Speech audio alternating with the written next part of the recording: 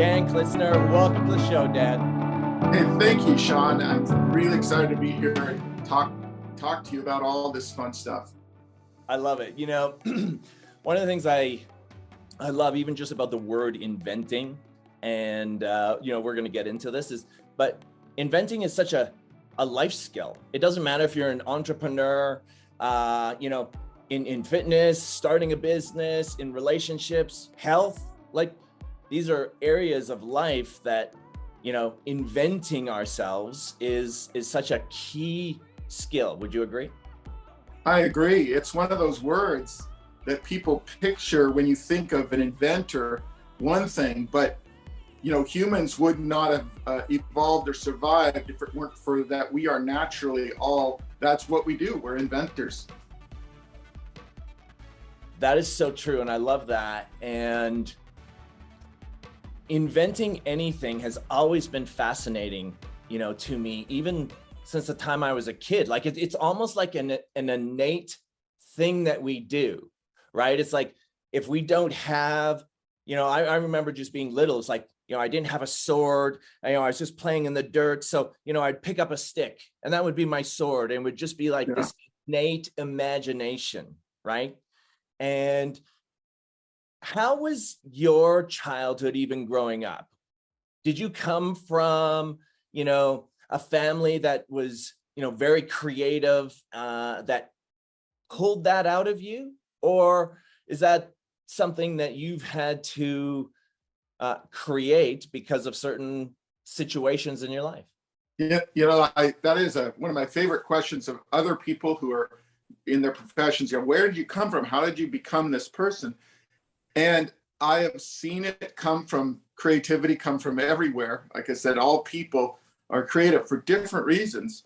And I am really lucky that my backstory is that I came from a very creative family.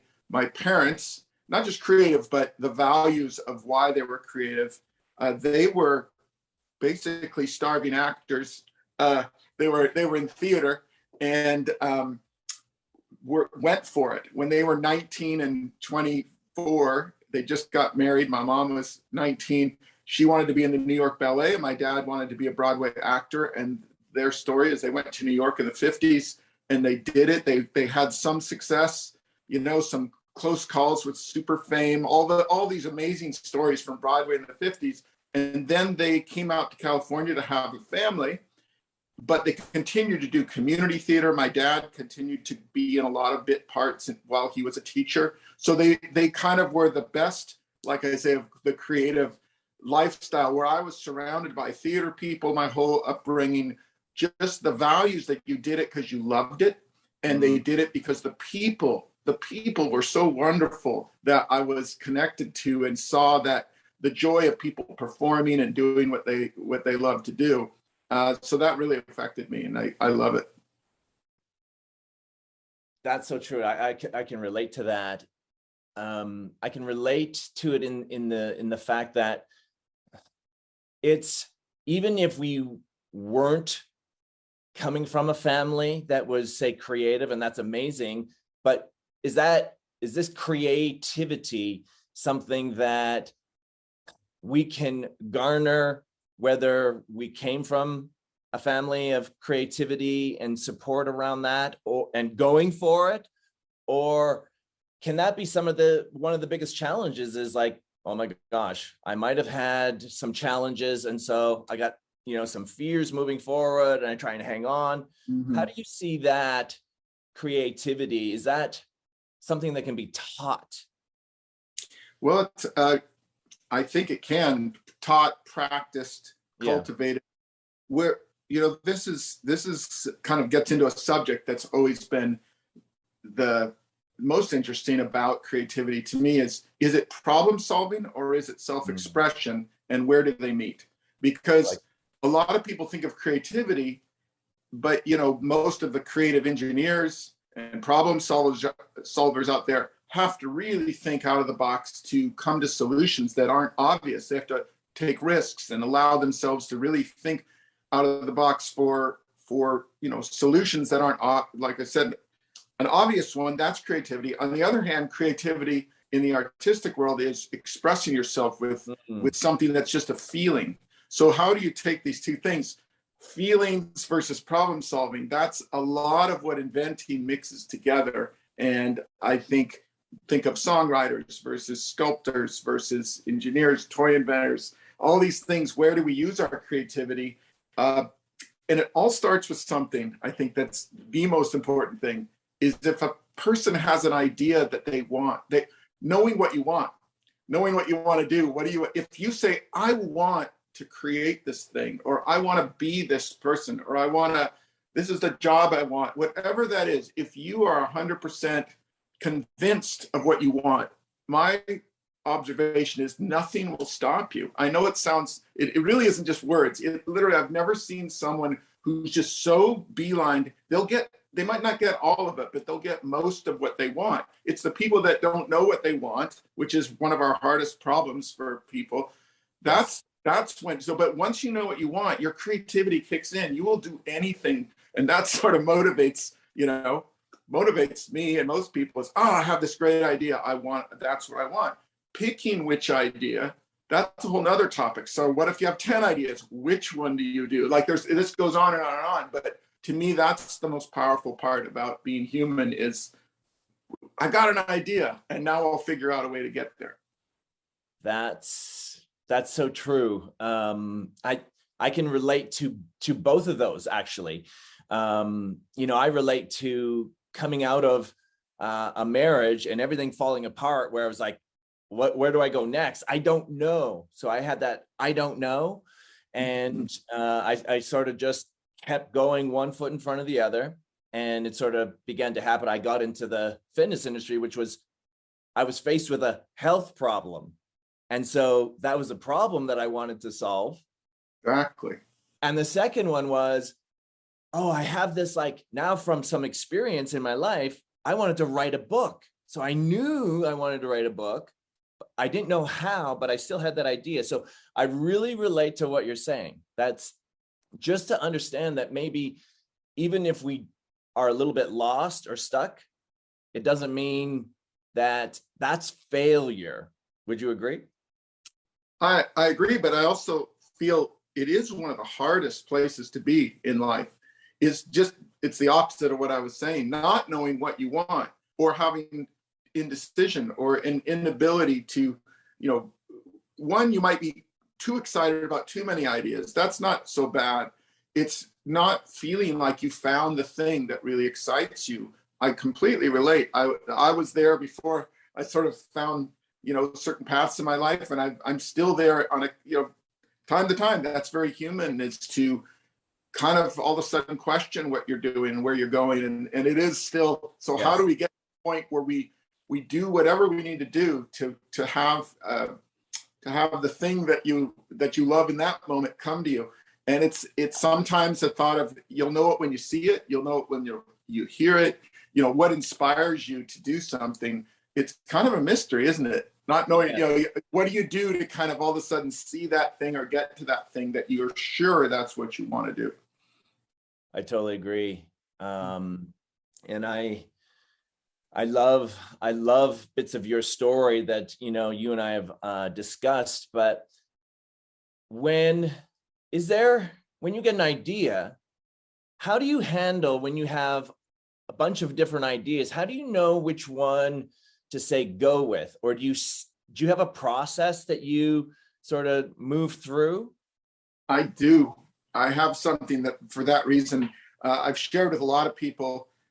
There's a few little tricks or starters. And let's say you have 10 ideas and you don't know which one is the best. Or even if you just have one idea and you're trying to decide, should I invest my time, money? Is this the one? And it's really, you can do a lot of research on this and have too much it'll paralyze you with too many things that you're trying to get on a checklist. I have these 4 things. I call it, whenever your idea can't come true until everything is right. And RITE stands for RITE. It's spelled the wrong way, but it's right. It's relationship, idea, timing, execution. These are the four legs of a called like the idea table. And those four legs need to be sturdy, strong. They need to support your idea. And this is really a tool. You know, you have a concept and you look at these four legs and you're trying to be honest with yourself. Do I have the relationships to empower this idea? If I don't, what do I need? Which ones do I need to make that table leg tall enough? So you think of this idea, it has to sit on this, and you can't just have the idea and say, oh, but this idea is amazing. Great. It's only one of the four things. You can't, absolutely. And it can't be that you love the idea. It doesn't mean it's going to succeed, right? You want to, so that idea leg comes in. I don't care how great your idea is, assume it's always a 5 out of 10. Never assume it's a 10 out of 10 when you first come up with that idea. So that's a way of then build the leg, right? So the leg it's a 5. I need to make that leg a 10. What do I do to that idea that I can really be hard on myself? So you got to go through this process. You can't just, I got an idea, it's great. And that's usually where people stop. They don't even, often right. People want to Google to find out that the idea existed before. It's really, we don't want to know that, you know? So there's this idea phase. Now, then you want to go, the timing is a very interesting thing. It's being, again, research, timing. Is it the right time for this type of idea? If not, what can you do to speed up, slow down? There's just a lot of, they say timing is everything. Yes. Well, it's not everything. It's 25% of everything. It's one of the legs, but it is something.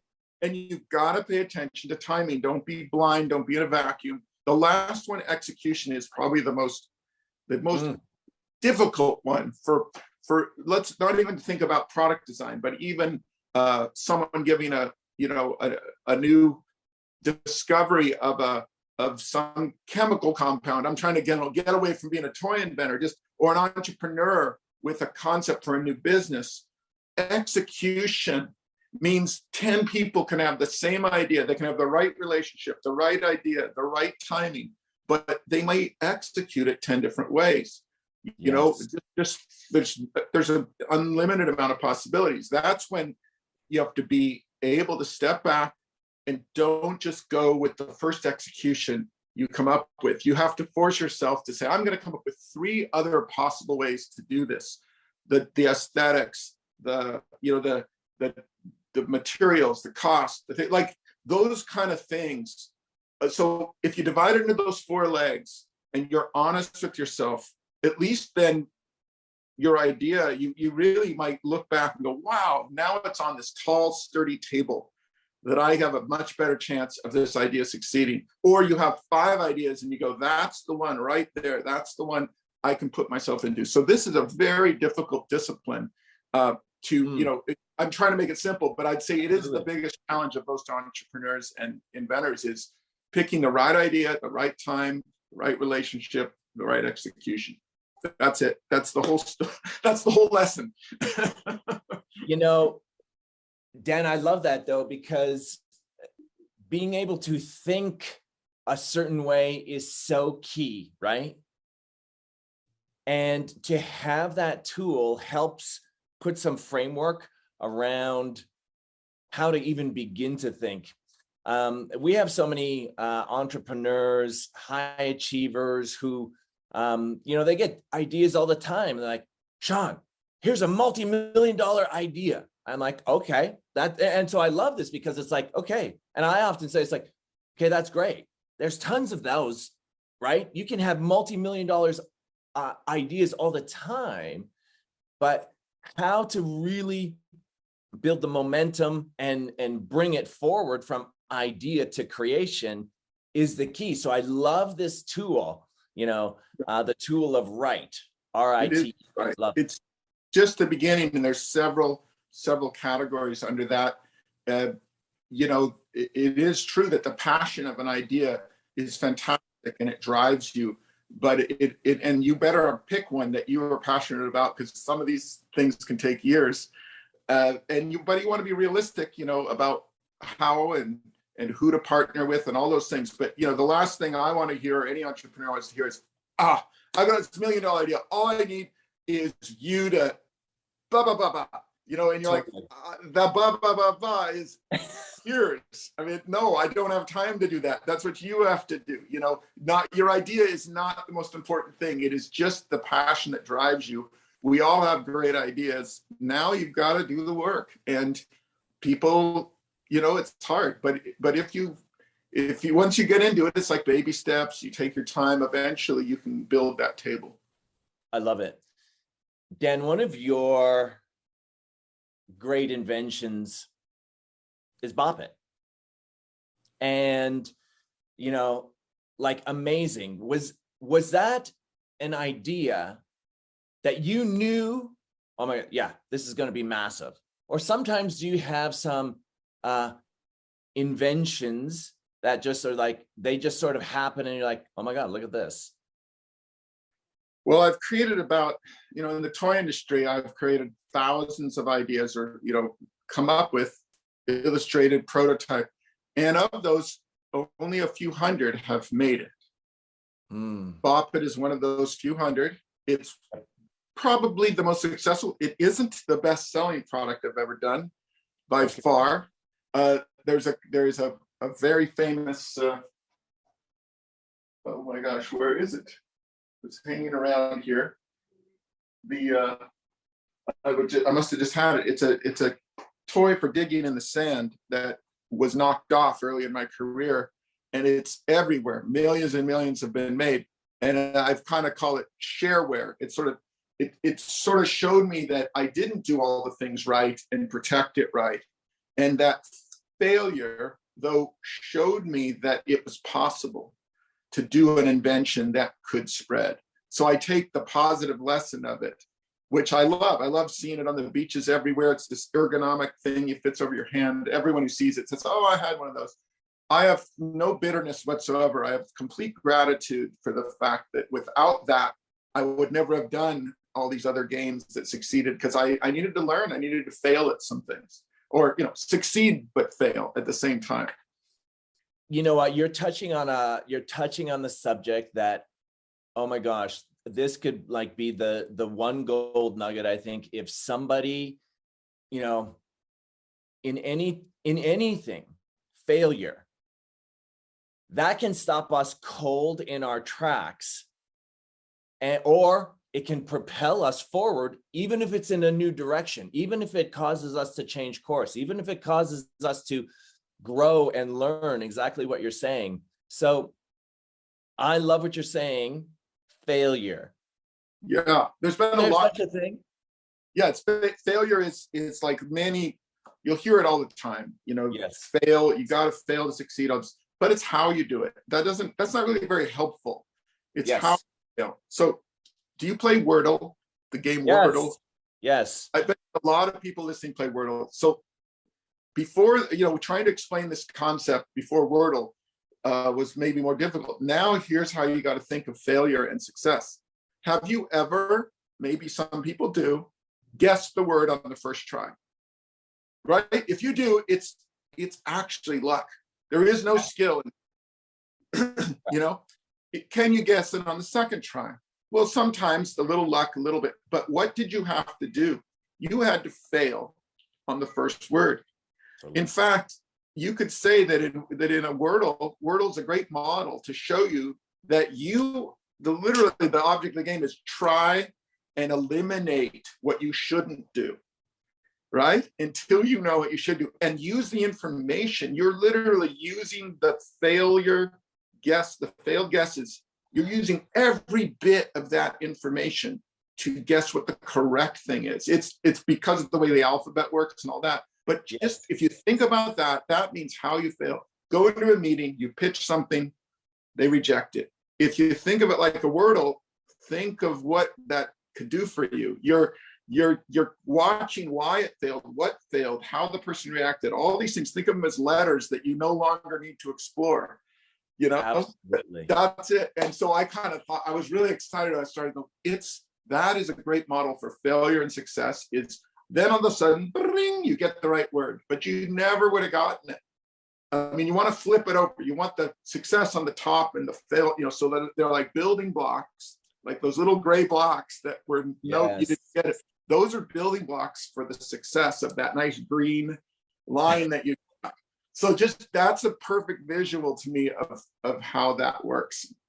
Oh my gosh, it's so true. And, you know, because going even on an entrepreneurial journey can be scary, you know, or anything. Even, you know, some of the changes, reinventions of myself throughout just life happening, I've had to figure out who I was next based on what wasn't working in relationships, in health, right? Yeah. In finances. And so to me, that's such a key skill of not, oh my gosh.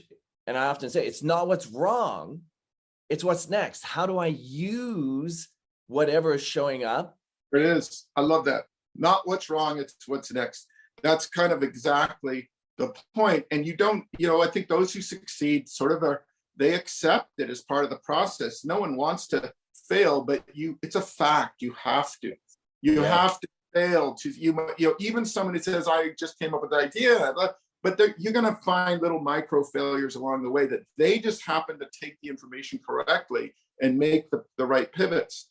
When you asked about Bop It, you know, I failed several times with the original concept. In fact, I won't go into the whole story because I've told it many times, but I was designing remote controls at the time. I had several freelance clients. I was designing bottles and things just as an industrial designer. And I had this idea to do crazy remotes shaped like other things. This was a pizza. And right, you just because I thought it was funny to see that sitting on your coffee table. Totally. And then here's original concept that was called the channel bopper, that it was a remote control that you change channels by bopping it on the table. Something new for remotes that was more playful, that animated. It's one of my other little mantras: animate the person. You're not animating the product. The product's job is to animate the person. So this made me change channels by bopping. Bop channel up, channel down. Volume was a twist and on off was a pull. Oh my gosh. Wow. Bop, twist, pull. After many rejections as a remote control, you know, seems obvious now, was not obvious, of course. It took a lot of different pivots until I just kept, there's something here, and I was working on games as well. I said, maybe that remote control is actually a game. Listen to some other feedback from meetings where I failed, and just kept working on hunches until, you know, how Bop It became Bop It was through that, you know, did I know it was going to be super successful? Absolutely not. I liked it. Like I like a lot of my ideas. But no one could have predicted what happened at Bop It. I mean, it's beyond, if I could, it isn't just that it succeeded 25 years ago. It's the 25th anniversary. It's I've done all these sequels you see behind me that it launched. Okay, that works. Now I'm doing all these other versions of Bop It and mashups, and I've reinvented Simon through some of the things I learned. I've redone just lots of products that I kind of got from that early success that a lot of people don't realize or know. But I don't know if you're aware of what's happened to Bop It in the last few years, but it's what I call beyond the game. It's gone into this realm of pop culture. It's been spoofed. It's been, you know, it's become just like a meme. There's several internet TikTok dances based on it. We're talking about last week. This is not history anymore. It's evolved into something that I call bop culture. Bop culture is beyond this game, and it's because of the music and because of the feeling and because of the audio. And so that's when you ask, and we talked about inventing good. Yeah. What led me to, you know, when I started to notice that Bop It had gone way beyond the game, my wife and I, for the 25th anniversary of Bop It, said, what can we do to give back for some of this success? So just by putting that filter on it, just said, okay, how can we use Bop It to do the most good? That's inventing good is set a goal. The goal is I have a lot of parameters. I want to make the most money. I want to do this. I want to make people happy. But this, if you put into that, what would invent the most good? Invent the most good might be give the most to someone who needs this type of product, or it could be, beyond money, it could be connecting a group of people that need to be connected. There's a lot of things when you put that filter. When I say invent the most good, sort of hold that thought. And for us, there was this other journey with Bop It, which was that from the beginning, we found out that people who were blind could play Bop It equally well to someone who could see. Yes. Just a little magical thing. And I gave a talk at Lighthouse for the Blind. I was invited to speak there because we were talking about doing something with them. And I got up at first, said, so half the people there are blind in the audience. And I said, so I created a game called Bop It. How many of you know Bop It? And the place, I'm telling you, it's very emotional. It was a standing ovation of cheers. Like, I just started crying. It was like, what? I didn't expect it. And so it hit me that this game, which wasn't intended to do any of this, when they explained stories, it connected people that are blind to each other, but more importantly, to people that could see, their family members, lifelong friends. Just the simple game, because it happened to be equalize. It's been for 25 years, it's been baking away in the blind community. And so then when we said, okay, we know what we want to do, we want to do something that helped us pick what we want to do. We want to use Bop It to do something for the blind community. So then I create, long story, creating what product and all these different things, ended up doing this product over the holidays called the Bop It button, where you just bop it and it. Bop it. Bop it. What? That was a hot match. Score. One. Right? It does. It's just one button. It's got Bop It, don't Bop It, do Bop It, do not Bop It. It's got all this crazy stuff. And we decided that if you bought one, we would donate one to Lighthouse for the Blind. Wow. But the invention actually is this business model that I want to talk about. So what Inventing Good does was that we were like, well, we could give a percentage, we could do this, but I'm always very suspicious of charities. And when someone asks for money, I'm like, is it really going to that charity? Like, I've always had trouble trusting that. So part of my invention was, how can I invent a model for giving that really passes that test for me? And so what we came up with was, we sell these for $25. And when people buy them, we gave one to Lighthouse for the Blind for every one that was purchased. That's fine, right? That's kind of a cool thing. You know that when you buy one, one gets given. So you're not worried about the accounting. It's like, that's it. We buy one, give it. They can use it in their community, connect. But it was because they also have an adaptability store to sell product online to people that are blind or just anyone. So when they get one donated, they can sell it for $25. So if you think about it, we make them, you buy one for $25, we take the profit, we're fine breaking even, right? We take the profit, and with that profit, it costs us less than $25 to give one to Lighthouse. They turn around, sell it for $25, and it's as if the person that bought it for $25 didn't just make the profit, they made the entire amount of that $25 when they resell it. So it was like, oh my God, this is a great way. Nobody can question who's making money here. It's like, well, we clearly are making everyone happy, or we hope everyone gets something that they wanted. So to me, that's when I say inventing good, it's inventing well, like inventing the business model so you can do charitable giving, but do it in a way that's clever, that doesn't use up, that doesn't make administrative costs and things take away from the the giving part. So we were very excited that this happened to work for that situation. It's not like you can do it with everything, but that's what I want to spread, is this idea that if you think about, if you have an idea or a product, how can you figure out a clever way to give back? I thought that was more exciting to me than the product. Dan, see, that to me is where not only society, but humanity. It's where I am really inspired as well, which is, oh my gosh, how can we take like one idea, create something, and, you know, expand its good, where all of a sudden, you know, yeah, you're giving it away, and then they're making, you know, money on it. It's literally expanding good, like you said.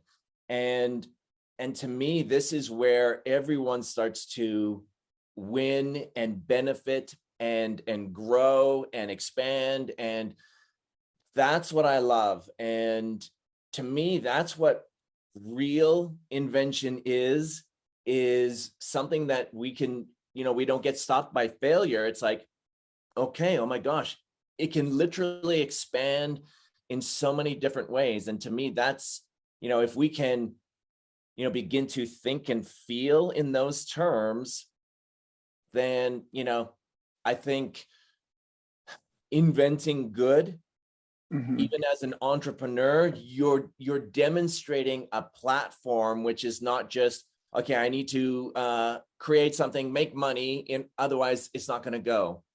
That there's literally so many ways to create and invent good. It is. It's because that other model of we give a percentage of, you know, it's all fine, but often, Yes.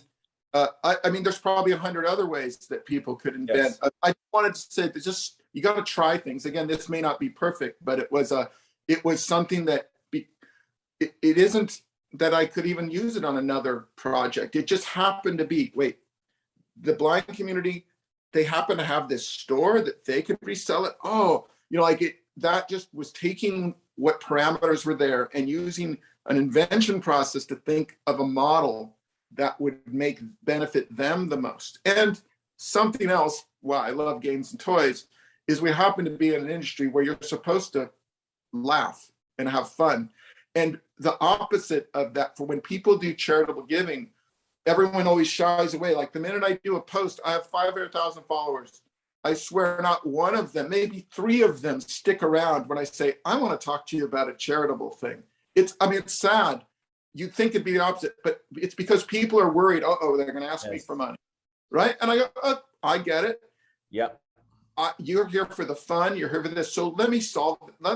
I'm not going to say you're a bad person for not that. You're right. I think we can do all of it. So the all of it is, it's going to be fun. It's going to be connecting of community. Everyone can get what they want if you're clever. And that is okay. That's sustainable. Sustainability, because most charities, they burn out their donors quickly. And so my whole thing is, inventing good is come up with a system that people can't wait for the next year. They can't wait for the next one. I just want to set the bar really high. And I'm lucky that this was, to me, that after a year of thinking about it, it's like, I think I can do this with Bop It because of this massive popularity in social media that sort of just fell in my lap. I could choose to try to, you know, license it out and make all this money. It's like, you know, I think we can, it's fine to make money on things. And I hope we do, but I really think it led to this idea of inventing good. There's just one other thing, just if you're to drive home this point of what the opportunity was, go on your Spotify sometime and put in the word Bop It under songs. Okay. And this is, do you see what I'm seeing? Wow. Like 30, 40, these songs don't just have a Bop It reference in them. These are people that have named their song. I don't know if you can hear this on there. Yeah. Oh yeah, there you go. Right. These are right. Hold on, there's some of these. Right. So, I mean, you go on and on and on. This is unprecedented, that a product would have 30, 40 people write a song called Bop It with Bop It riffs and using it in pop culture reference. So that's what drove me like, okay, there's a lot more we can do with Bop It for Good. If it's got that many, it's relevant today. It's not just 25 years ago. So that's what Bop It for Good, that the future of inventing good is taking this idea of the Bop It button. And when you play it, what you're going to hear are these multiple guest voices that I put in there to test it out, right? When you get to a high level, it's my dad, who's 96, is in there. The original designer from Hasbro. I honored people by giving cameos. I did auditions on TikTok to super fans, said, hey, you want to be in a Bop It? I'm testing something out. So that was good for them. They got excited. But it was really, if you play this and you hear when you get to this level, it was because in the future, what I want to do with celebrities is say, hey, Jimmy Fallon or Chris Rock or someone like that, you have an iconic following, iconic voice. If you're a Bop It fan, which those two guys are, I know from some of their posts, a lot of people are, Machine Gun Kelly, all these guys post about, right? How would you tell me what your cause is? What's your cause? What do you spend your time donating your passion? I'm not asking you to support my cause. So this inventing good angle was, I have a thing that I will collaborate with you. It'll be so much fun to do with you. We're going to get your voice on a Bop It saying your signature phrases to your fans. And you tell your fans, I'm doing this because I want to do some good. And I'm going to have fun doing it. And you're going to have fun participating in it. So like that, to me, that came out of the same thinking process. Again, most good I can do with this particular product. And over time, it's taken, that evolution. So, that's what I'm fired up to do for the future of sort of this inventing good idea of Bop It. See, I love that, Dan. And I just want to, make a point here just for everyone listening and watching is, imagine if, you stopped way, on the first rendition of Bop It. And so it can keep going. And when we have that inside of us, even when it stops, and, just personally, it relates because of so many ideas that, maybe the time wasn't right when I approached somebody and they had to actually, have their idea sort of put on pause, and then it caused them to search, and then they came back to me on different ideas. And then, so that timing aspect and being able to just keep it fresh inside of yourself and to just allow that timing and that execution to keep it alive is so key. And look what it's the 25-year anniversary, right? Yeah, it's crazy. That is just phenomenal. Yeah, it took a lot of people besides me. Maybe I was the ringleader of, I had to save it a few times. It's Hasbro. They're busy. They got, like you said, you said something that's really important. It wasn't that it wasn't a good idea or that they didn't care. It's that they had 100 other things that they were supposed to care about. And that's the same thing when we ask, when people, you got to work with me on this idea. You got to like, guys, you're asking that to be the tallest table in their invention world. You want your idea to be more important to them than their idea. That's really what's happening all the time. So that's fine if the person says, I love it, I want to partner with you. But what happened was it took a lot of different efforts and investment of time to make sure we saved Bop It a few times when it looked like it was going to fade. And now it's taken this giant life of its own beyond the game, which is crazy.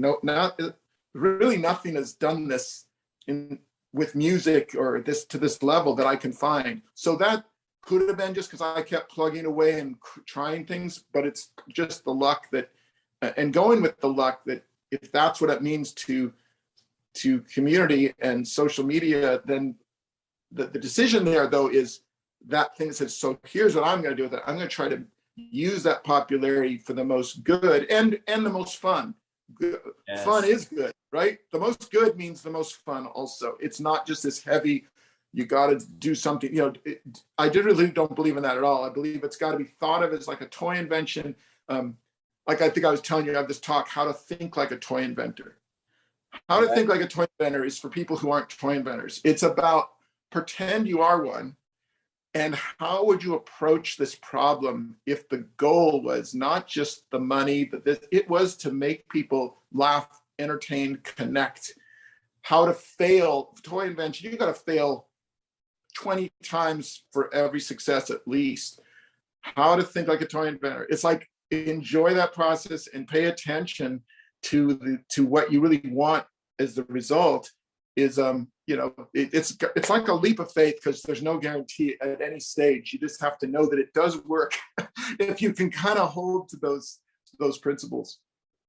I love that, Dan. And that's one of the things that, even that I teach, whether it's, in business or finances, believe it or not, is it's not just about the money that's going to, it's actually much deeper than that. And to just sort of gain that spirit of creating something is the fun. To me, that's what spirit or enthusiasm is, there has to be that passion. There has to be that joy that lights you up in it. Otherwise, you can be stopped by money very easily.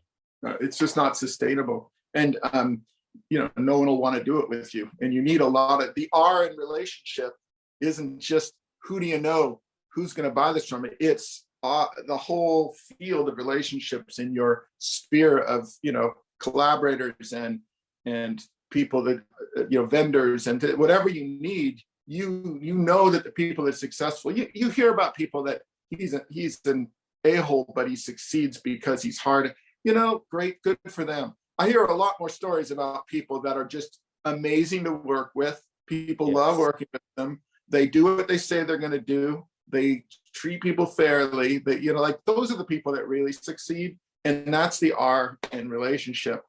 I like to sort of make sure to say that none of this, I always listen to people give talks. It's like, yeah, easy for you to say, or there's like a lot of things sound good and when you say them, but are they really good in practice? And I'd say, yes, all these things I believe are the way it all, filters down to that. You can't get around that. You have to be good at all these things and you have to really, really aspire to it. It doesn't mean you can't succeed if you don't do these things, but you're going to enjoy it a lot more if you really go for this type of philosophy. I love it. And one of the things I want to talk with you about is, we might have a goal or a dream right now, and how important is that fun in, creating challenges just for organizations or corporations? Even when I look at what you're doing, it's like, no matter what corporation or whatever goal that they got, to just incorporate something like this, like, Bop It, could be such a great, just a great way to, create some of that fun, no matter what people are doing right now. Right? I'd love to. That's why taking the universal quality. Well, I think it is. First of all, of course, I'm all about the sustainability of anything. Make people laugh. Give them something. It's not money. You can give them laugh. Do whatever that is that's going to make people go, I want to support this. I want to. There's just, you can get there a lot of different ways. This particular class of product is make it fun, make the business model sustainable. So the other, on the inventing good side for the Bop It button, the bigger picture on that when you talk about organizations is putting the logo of like the sports team, San Francisco Giants, 49ers, I'm from the Bay Area, you can tell, the Warriors, and that you want to, what do those fans want to hear? Well, first of all, the players who are now 30-ish, 35, they all grew up with Bop It, and you're going to find a very high percentage that played it athletically. So the idea is they're going to take it. I want to hear the whole team in there. And I might not even know who's who, but the fans are like, oh, they're going to get it. They're going to play the game of Bop It, which they love, but they're like, Draymond Green, that's Steph Curry. That's like the coolness. What's Bop It, when you play this button and you go, wow, these voices, it's very unique how now it feels like the first time I prototyped it and heard it, it felt like I was surrounded by all these people playing a game together. It was by having multiple voices was much different than one voice. So my whole vision is, let's go to these sports teams, get them, because now it's not just that it raises money when you buy it, it's they know that those people literally lent their voice for a cause. Yeah. And that it'll sound like, it sounds like a group that's gathered together. So again, I don't know how this applies to some of the product, just an example of trying to go deeper into, I could have stopped donating to the blind. When I stopped there, I could have stopped here, but I just is infatuated with me. What's one more level up? Is this level up show? What's the next level up? What's the next? So I've gone, every time I look at a concept or an idea, I still pretend my idea is a 5 out of 10. How do I make my idea into a 10? And once I think I got there, I pretend it's a 5 again. How do I make that into a 10? That's what leveling up really is. Yes. And I feel like if you want to know my secret to all these inventions, it's hard work. And that's the key. Don't ever think you have a 10 out of 10. And it doesn't mean you won't succeed along the way with that, but the next version, you know, why did Bop It last 25 years? It's continually reinventing. Takes a lot of energy, a lot of infatuation with your own ideas. And I'll give you the one about that, because this is the counterpoint, is the difference between delusion and, you know, brilliance, or delusion and realism. Yes. In invent a common question. And so I have all these, I'm going to boil the oceans, I'm going to make this thing, everyone's going to want it. Like, you hear these things, like, right. It's okay to allow yourself that feverish, I just had this incredible insight. Great, go be deluded, do everything. Then come back and make sure you validate. Don't lose that, but don't just stay deluded and then everyone's tired of listening to you and go, okay, you keep talking about this thing, but I don't know how you're really going to get there. So, but it isn't bad. None of those things are bad, but I'd say that's, when you talk about all these things, you have to be careful to have the people you trust to bounce it off of, or do the table, to make sure you don't just get lost in your ideas and forget that side. Wow. And that was definitely one of the things that, I was going to touch on with you is it's not just about one individual. It's about creating that empowered team that can help you. And to me, that's what I see with you, Dan, is like, it's almost like you're stepping out of the way so it can succeed at the same time. You're putting it in hands of those that can take it and run with it at the same time. Very often, I think we can get an idea and then it's like, no, this is my baby and I'm going to hang on to it really tight. And to me, creating an empowered team or relationships is, their idea, their execution plays a massive part in this, right? And it's exactly, and it's more fun to collaborate with people than to dictate to people. So that is the model. You're right. It's what games are. Games are about connecting people together. It's not about one person, So I guess it all fits to me. Yes. And when you ask about, well, if I can say, when you said challenge, there's something I've been threatening to challenge you with. Okay. Bob, there's something else. Again, what else can I do with this button? Everyone's like, oh, the button, it had twisted. I mean, the Bop It had all the twist it, pull it, flick it. What do you mean it's just one button? Because you can do things, you go and play those if you want, but this button has some magical properties that, because it's just a button. And one of them is that it counts pretty well, right? Totally. Okay, don't Bop It. Bop it. Bop it. So. Oh, that was adorable. Score. 4. So that was Score. that was a 4. Yeah. It's high score on this particular bop it. I've gotten better than a 4, by the way. Anyway, so this idea is what I've started to use it for is one, I developed this little strap for it. This is called, do you know what a pop socket is? That goes on the back of the phone? Absolutely. This is a bop socket. Love it. Because it goes on the back of a bop it. And it lets you do this with the bop it button. Yes. So now I can do things where when it says bop it, you can't see, I can do it on my legs, I can high five, or I can put the strap on it. Okay. Now this is where you come in. So if I put this strap on it, I can attach it to parts of my body. Right? I'm not gonna. So now it's on the wrist. And if I was to, for instance, do curls with weights, right? There we go. So now if I had 80 pounds on this arm, I think that would be a bit of a workout for you. And I know you're kind of a fit guy. So I thought you are the perfect victim. I'm sorry. Guinea pig. No. Toy tester. This is really fun, John. This is not, this is going to be so much fun. In fact, it's the most fun you'll ever have getting fit. That's my tagline.